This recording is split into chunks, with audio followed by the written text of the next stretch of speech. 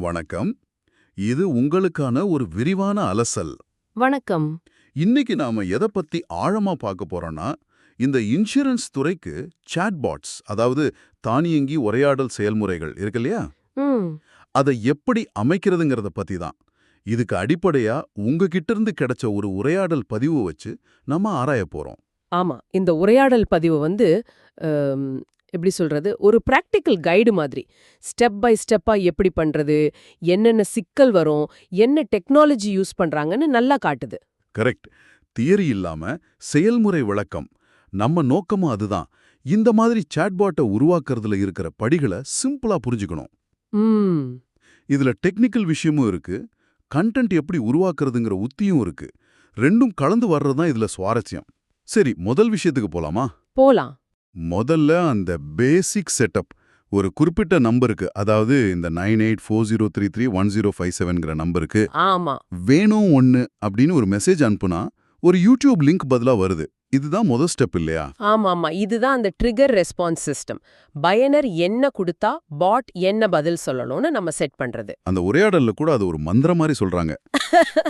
ஆமா. அந்த அளவுக்கு அது முக்கியம் போல. அந்த நம்பரும் அந்த வார்த்தையும். அதே நேரம் கொஞ்சம் ஃப்ளெக்சிபிலிட்டியும் இருக்குன்னு சொல்றாங்க. ஸ்ட்ரிங் மேட்சிங் அப்படின்னு ஒன்று யூஸ் பண்றாங்களா? ஆமா. அதாவது பயனர் அனுப்புற வரியில அந்த வார்த்தை இருக்கான்னு பாக்குறது. வேணும் ஒண்ணுன்னு முழுசா டைப் பண்ணனாலும் பரவாயில்ல. ஓ, அப்போ வி இல்ல பீன்னு டைப் பண்ணா கூட அது ட்ரிகர் ஆகும்னு சொல்றாங்களா? டெக்னிக்கலா அது சாத்தியம்தான். ஆனா அங்கேயே ஒரு எச்சரிக்கையும் சொல்றாங்க பாருங்க. என்னன்னு? ரொம்ப நிறைய ஆப்ஷன்ஸ் கொடுத்தா மக்களை குழக்கிடும்னு. மக்களை நீங்க குழப்பாதீங்க, வேணும் ஒண்ணுன்னு நீங்க சொல்றது மட்டும் செஞ்சா போதும்னு சொல்றாங்க. ஆமா ஆமா, அதுவும் சரிதான். மார்க்கெட்டிங் பார்வையில பார்த்தா சிம்பிளா தெளிவா இருந்தாதான் யூசருக்கு ஈஸி. கரெக்ட். யூசர் எக்ஸ்பீரியன்ஸ் முக்கியம். அப்புறம் இந்த ஃப்ளோலாம் செட் பண்றதுக்கு கோடிங் தேவையில்லைங்கிற மாதிரி ஒரு விஷுவல் இன்டர்ஃபேஸ் பத்தியும் பேசுறாங்களே. ஆமா, அது இப்போ நிறைய சாட்பாட் பிளாட்ஃபார்ம்ல இருக்கு. டிராக் அண்ட் டிராப் மாதிரி பெட்டிகளை இணைக்கிறது, தேவையில்லாததை நீக்கிறது, ஒரு ஃப்ளோ சார்ட் வரைகிற மாதிரி. ஓ சரி சரி, அப்போ டெக்னிக்கல் ஸ்கில் அதிகம் இல்லாதவங்க கூட பண்ண முடியும். நிச்சயமா. அது நேரத்தையும் மிச்சப்படுத்தும். அடுத்ததா ஒரு குறிப்பிட்ட இன்சூரன்ஸ் ஃப்ளோ பத்தி பேசுறாங்க. அதாவது ஹாய்னு அனுப்புனா ஒரு ஃப்ளோ ஸ்டார்ட் ஆகுமா? ஆமா, அது ஏற்கனவே இருக்குன்னு சொல்றாங்க. அது எப்படி வேலை செய்யுது? அது முதல்ல ஒரு வரவேற்பு செய்தி வரும். அப்புறம் பிறந்த தேதி, உயரம், எடை இந்த மாதிரி விவரங்களை கேக்கும். ம், அத வச்சு அவருக்கு பொருத்தமான இன்சூரன்ஸ் திட்டங்களை காட்டும். இதுல கோயம்புத்தூர்ல இருந்து ஒரு பெண்மணி உதவி செஞ்சதாகவும் சொல்றாங்க. ஒரு டீம் ஒர்க் மாதிரி தெரியுது. ஆமா. இதுல எனக்கு ரொம்ப பிடிச்ச ஒரு ஐடியா என்னன்னா, சொல்லுங்க. இந்த ஹெல்த் இன்சூரன்ஸுக்காக செஞ்ச ஒரு ஃப்ளோ இருக்கு இல்லையா? ஆமா. அதையே அப்படியே காப்பி பண்ணி சின்ன சின்ன மாற்றங்கள் செஞ்சு ஃபயர் இன்சூரன்ஸ் இல்லனா மோட்டார் இன்சூரன்ஸ்க்கும் பயன்படுத்தலாம்னு சொல்றாங்க. கரெக்ட். அதுதான் ஸ்மார்ட்டான வழி. அந்த உரையாடல்ல கூட சொல்றாங்க பாருங்க, டூப்ளிகேட் எடுத்துட்டு என்னென்ன வார்த்தை இடத்துல உங்களுக்கு என்னென்ன கொடுக்க போறோம் அதை எடுத்து காப்பி, அப்படியே காப்பி காப்பி காப்பி பேஸ்ட் பண்ணின்னு. அப்போ ரொம்ப ஈஸியா இருக்குமே. ஈஸி மட்டும் இல்ல, ரொம்ப எஃபிஷியன்ட். ஏன்னா அடிப்படை லாஜிக் ஒண்ணுதான். தகவல் வாங்குறது, ஆப்ஷன் கொடுக்கறது. என்ன இன்சூரன்ஸோ அதுக்கேத்த மாதிரி கண்டென்ட் மட்டும் மாறும். அதாவது கேள்விகளும் பதில்களும் மட்டும் மாறும். மத்தபடி அந்த ஃப்ளோவோட அமைப்பு ஒன்னேதான். ஆமா, ஒரு டெம்ப்ளேட் மாதிரி வச்சுக்கலாம். ஹெல்த், கார், தீ விபத்துன்னு எதுக்கு வேணாலும் கண்டென்ட்டை மட்டும் மாத்தி யூஸ் பண்ணிக்கலாம். இது பெரிய ப்ராஜெக்ட்ல நேரத்தை ரொம்ப மிச்சப்படுத்தும். புரியுது. அந்த விஷுவல் இன்டர்ஃபேஸ்ல ஒரு ஸ்டெப்புக்கும் அடுத்த ஸ்டெப்புக்கும் சரியா கனெக்ட் பண்றத பத்தியும் பேசுறாங்க. அந்த முனைகளை இணைக்கிறது. ஆமா, நோட்ஸ் ஜாயின் பண்றது. அது எதுக்குன்னு கூட ஒருத்தர் கேக்குறாரு, கண்டினியூவேஷன் வரத்துக்காகவா அப்படின்னு. கரெக்ட். அந்த இணைப்புகள் தான் உரையாடல் எப்படி போகணும்னு முடிவு பண்ணுது. ஒரு கேள்வி கேட்டதும் அடுத்த கேள்விக்கு சரியா போகுதா இல்ல வேற எங்கேயாவது போகுதான்னு அதுதான் கண்ட்ரோல் பண்ணும். சரி சரி, அப்போ ஸ்ட்ரக்சர் ரெடி, அடுத்து கண்டென்ட் வேணும் இல்லையா? ஆமா. அதுக்கு ஏஐ யூஸ் பண்றத பத்தி பேசுறாங்க. சாட் ஜிபிடி இல்லனா ஜெமினி மாதிரி டூல்ஸ் யூஸ் பண்ணி FAQ, அதாவது அடிக்கடி கேட்கிற கேள்விகள்லாம் ரெடி பண்றாங்களாம். ஆமா, இது இப்ப ரொம்ப காமன் ஆகிடுச்சு. உதாரணமா ஹெல்த் இன்சூரன்ஸ் பத்தி மக்களுக்கு என்னென்ன சந்தேகம் வரும், அதுக்கு என்ன பதில்னு ஏஐ கிட்டே கேக்குறாங்க. அதுக்கு ஒரு ப்ராம்ப்ட் கூட கொடுத்திருக்காங்க பாருங்க. ஹெல்த் இன்சூரன்ஸ் சம்பந்தமான மக்கள் அடிக்கடி கேட்கக்கூடிய கேள்விகளும் பதில்களும் எனக்கு தமிழில் சிறந்த விளக்கத்துடன் தருகன்னு. ஆமா, தெளிவா கேட்டிருக்காங்க. இது மூலமா என்னென்ன கேள்விகள்லாம் வந்திருக்குன்னு கூட லிஸ்ட் பண்றாங்க.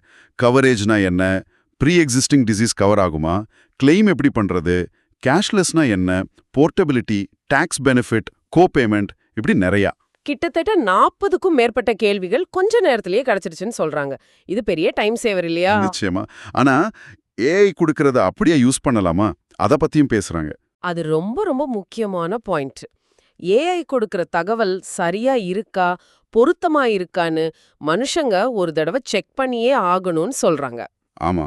ஏன்னா இது இன்சூரன்ஸ், பணம், ஆரோக்கியம் சம்பந்தப்பட்ட விஷயம். தப்பான தகவல் போனா பிரச்சனை ஆயிடும். கரெக்ட்.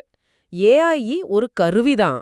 அதோட அவுட்புட்டை நாம சரி பார்க்கணும். அதே நேரம் வாடிக்கையாளர் என்ன எதிர்பார்ப்பாங்கங்கிறதையும் சொல்றாங்க. ஒரு விஷயத்தை பத்தி AZ, அதாவது முழுசா தெரிஞ்சுக்க விரும்புவாங்க. ஆமா, நீங்க நினைச்சிட்டு இருக்கிறது எனக்கு தேவையில்ல, A to Z வரைக்கும் எனக்கு தெரியும்னு ஆசைப்படுவேன்லன்னு ஒருத்தர் சொல்ற மாதிரி இருக்கு. மேலோட்டமா இல்லாம விரிவான தகவல் வேணும். அப்போ AI வச்சு அந்த விரிவான தகவலை உருவாக்கிட்டு அதை சரி பார்த்து ஒழுங்கா ஃபார்மேட் பண்ணணும். ஆமா, அந்த FAQsலாம் PDF, வேர்ட் டாக்குமெண்ட், டாக்கிஎக்ஸ் இந்த மாதிரி ஃபார்மேட்ல மாத்தி சேவ் பண்றதையும் சொல்றாங்க.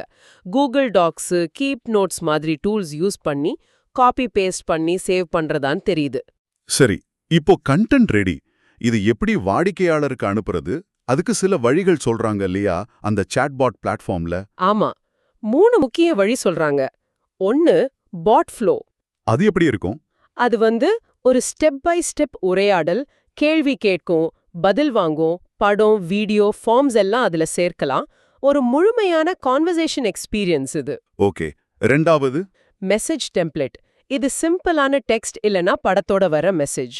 பெரும்பாலும் முதல்ல ஒருத்தரை தொடர்பு கொள்றதுக்கோ இல்ல ஸ்டாண்டர்டான அறிவிப்புக்கோ யூஸ் ஆகும். இதுக்கு அப்ரூவல் வாங்கணும். 3வது வாட்ஸ்அப் ஃப்ளோ. இது கொஞ்சம் வித்தியாசமா இருக்கு. தகவலை கொஞ்சம் கொஞ்சமா அனுப்புறதுக்கு யூஸ் ஆகுமா? ட்ரிப் கேம்பெயின் மாதிரி. ஆமா, அதான் சொன்னீங்க. ஒருத்தர் ஆர்வம் காட்டினதும் அடுத்த 24 மணி நேரத்துல ஒவ்வொரு மணி நேரத்துக்கும் ஒரு டிப்ஸ் இல்லனா வீடியோ அனுப்பலான்னு. கரெக்ட். இது லீட்ஸை நர்ச்சர் பண்றதுக்கு, அதாவது அவங்கள மெதுவா வளர்த்தெடுக்கிறதுக்கு நல்ல வழி. எடுத்த உடனே சேல்ஸ் பேசாம யூஸ்ஃபுல்லான தகவல் கொடுத்து நம்பிக்கை வளர்க்கிறது. இது நல்ல மார்க்கெட்டிங் டெக்னிக் மாதிரி தெரியுதே. ஆமா.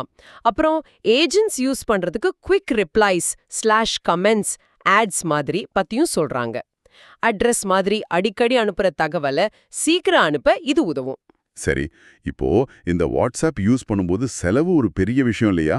அந்த 24 மணி நேர விண்டோ பத்தி பேசுறாங்களே, அது என்னது? ஆமா, இது ரொம்ப முக்கியம். வாட்ஸ்அப் APIல ஒரு யூசர் உங்களுக்கு முதல்ல மெசேஜ் அனுப்புனா ஹாய் சொல்லியோ இல்ல ஒரு கேள்வி கேட்டோம், அந்த உரையாடல் ஆரம்பிக்குது. அதுக்கப்புறம் அடுத்த 24 மணி நேரத்துக்கு நீங்க அவருக்கு அனுப்புற மெசேஜ்லாம் ஒண்ணு இலவசம் இல்லனா ரொம்ப கம்மி காசு. இதுக்கு பேரு உரையாடல் அடிப்படையிலான விலை. ஓ, அப்போ ஒரு கான்வர்சேஷனுக்கு தான் காசு, ஒவ்வொரு மெசேஜுக்கும் இல்ல. ஆமா, அந்த 24 மணி நேரத்துக்குள்ள.